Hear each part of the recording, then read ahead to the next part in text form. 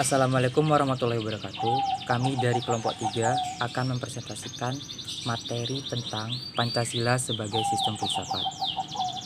Mari kita simak bersama materi kami. Pancasila sebagai filsafat. Pengertian filsafat Pancasila secara umum adalah hasil berpikir atau pemikiran yang sedalam-dalamnya dari bangsa Indonesia yang dianggap, dipercaya, dan diyakini sebagai kenyataan. Norma-norma dan nilai-nilai yang benar, adil, bijaksana, dan paling sesuai dengan kehidupan dan kepribadian bangsa Indonesia. Filsafat Pancasila kemudian dikembangkan oleh Soekarno sejak 1955 sampai kekuasaannya berakhir pada 1965. Pancasila adalah filsafat negara yang lahir sebagai ideologi kolektif, cita-cita bersama seluruh bangsa Indonesia. Pengertian Pancasila. Pancasila merupakan kesatuan yang tidak bisa dipisahkan, karena dalam masing-masing sila tidak bisa ditukar tempat atau dipindah. Bagi bangsa Indonesia, Pancasila merupakan pandangan hidup bangsa dan negara Indonesia. Filsafat. Filsafat adalah suatu kebijaksanaan hidup atau filosofia untuk memberikan suatu pandangan hidup yang menyeluruh berdasarkan refleksi atas pengalaman hidup maupun pengalaman ilmiah. Filsafat merupakan suatu ilmu pengetahuan karena memiliki logika, metode, dan sistem. Mengapa Pancasila dikatakan filsafat? Hal itu dikarenakan Pancasila merupakan hasil perenungan jiwa yang mendalam yang dilakukan oleh para pendahulu kita dan kemudian dituangkan dalam suatu sistem yang tepat. Menurut Noto Nagoro, filsafat Pancasila ini memberikan pengetahuan dan pengertian ilmiah yaitu tentang hakikat Pancasila. Lanjut, fungsi filsafat Pancasila. 1. Menjadi falsafah hidup bangsa. 2. Sebagai dasar negara. 3. Sebagai jiwa bangsa Indonesia.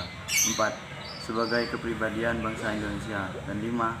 Sebagai sumber dari semua sumber hukum. Lanjut, contoh penerapan filsafat Pancasila. Yang pertama, penyelenggaraan negara sesuai dengan nilai ketuhanan, di mana maksud dari contoh ini yang mencerminkan pada sila pertama dan sila ketiga, yakni sila pertama ketuhanan yang Maha Esa dan sila ketiga persatuan Indonesia, artinya Pancasila sebagai dasar negara. Yang kedua, menjaga toleransi, yang mencerminkan pada sila kedua, yakni sila kemanusiaan yang adil dan beradab. Artinya, Pancasila ini dapat diterapkan untuk kehidupan dalam mewujudkan menjaga rasa toleransi terhadap perorangan atau perkelompok. Yang ketiga, mentaati dan mematuhi peraturan yang berlaku, di mana contoh ini menerapkan Pancasila yang keempat, yakni kerakyatan yang dipimpin oleh hikmat kebijaksanaan dalam permusyawaratan perwakilan. Artinya, dalam kehidupan ini, negara ada hukum yang harus diikuti oleh semua warga negara yang ada. Dan keempat, menegakkan keadilan yang mencerminkan sila kelima, yakni sila keadilan sosial bagi seluruh rakyat Indonesia, yang artinya bahwa sila tersebut merupakan contoh filsafat Pancasila. Pendekatan manusia berdasarkan 1. Ontologis, 2. Epistemologis, 3. Aksiologis. 1. Dasar ontologis.